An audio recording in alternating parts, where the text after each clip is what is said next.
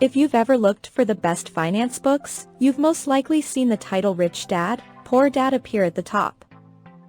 The book is written by Robert Kiyosaki and Sharon Lechter, has sold more than 32 million copies in 40 languages across 40 countries since it was published in 1997. Rich Dad Poor Dad's main message is how to use money as a tool for wealth development.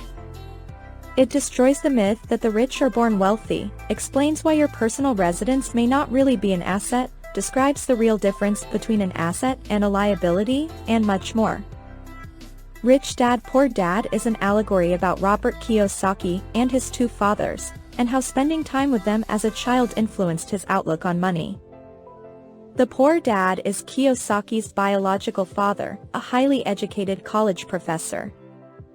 The rich dad is Kiyosaki's best friend's father, a successful businessman who owns many companies. Kiyosaki compares both dads, their beliefs, financial practices, ambition, and how his birth father, though a highly educated government employee, paled against his rich dad regarding asset building and business acumen. Poor dad mentality. Poor dad believes that one should work for money as an employee at a stable job, and that a person's wealth largely depends on their family background. Many people think this mentality can trap a person into working a job they don't love, but is willing to stick with because they have to pay the bills. Rich dad mentality. Rich dad advises Kiyosaki to get a job in order to learn the skills needed to be an entrepreneur. Multiple income streams and learning from experience are the keys to wealth. When the poor dad encourages working your way up the ladder, rich dad laughs and says, "Why not own the ladder?" The author equates the poor dad to those eternally caught up in the rat race, in other words the fierce 9-to-5 grind that fails to lead to financial freedom because of one glaring lack. Financial literacy. Kiyosaki relates this to poor financial education given to kids at school. The rich dad, on the other hand, symbolizes the highest echelon of society. The ones who take advantage of the power of corporations and apply their tax and accounting knowledge or that of their tax advisors for their benefit. There were some crucial lessons from Rich Dad, Poor Dad that will change your financial life. The rich don't work for money. Oftentimes people misunderstand and mistakenly believe that it means the rich don't work. In fact, the complete opposite is true. Instead of reading the sentence, "The rich don't work for money," what Kiyosaki means to say is that the rich don't work for money. Note that by putting the emphasis on the word money, this section takes on an entirely different meaning. The truth is that the majority of rich people do work very hard, but they go about it differently than most people do. Rich people and people who want to become rich work and learn every day how to put money to work for them. As Rich Dad says, the poor and middle class work for money. The rich have money work for them. Kiyosaki also notes that having a regular job is just a short-term solution to the long-term problem or challenge of creating wealth and financial freedom. The difference between rich people and everyone else is that the rich don't stay in the job phase for very long. They realize early that to become rich, they need to become the people who hire others into jobs, and not a job holder. By contrast, the rest of people typically spend their lives in the job phase.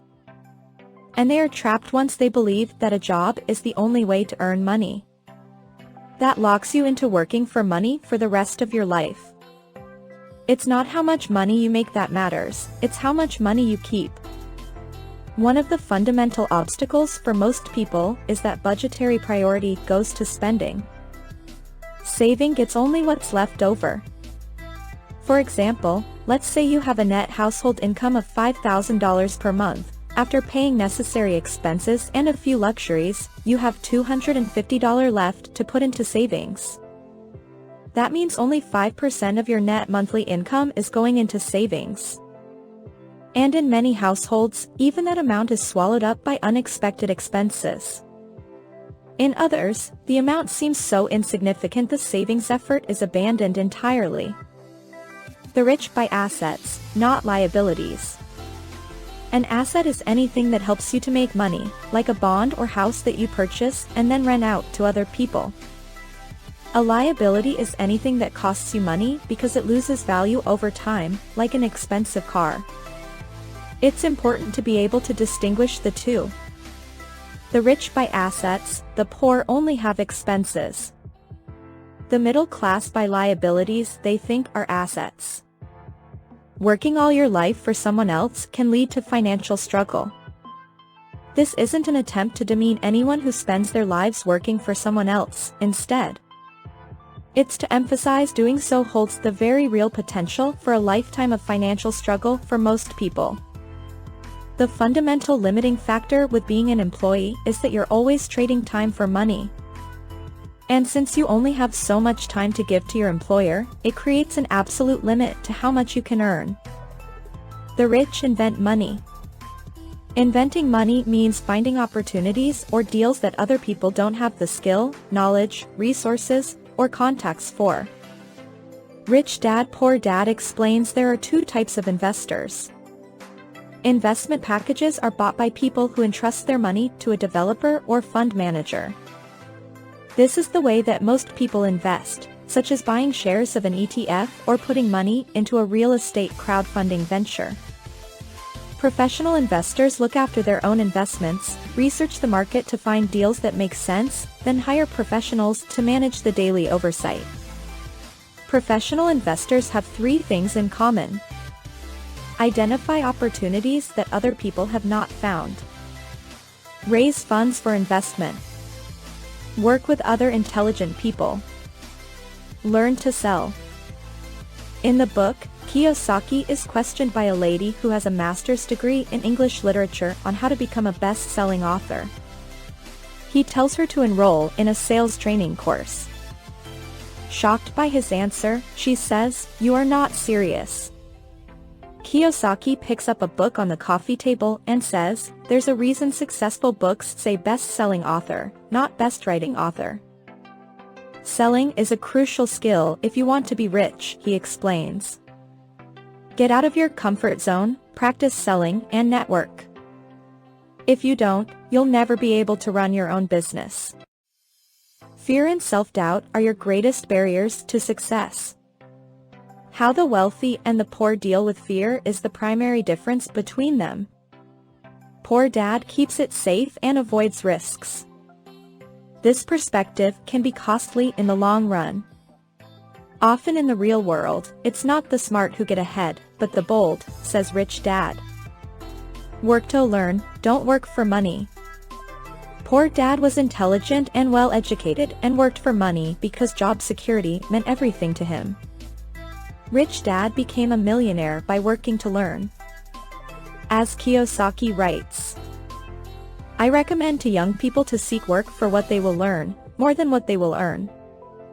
Look down the road at what skills they want to acquire before choosing a specific profession and before getting trapped in the rat race." In fact, that's exactly what Kiyosaki did. He joined the Marines after graduating from college and learned the essential business skills of leading and managing people.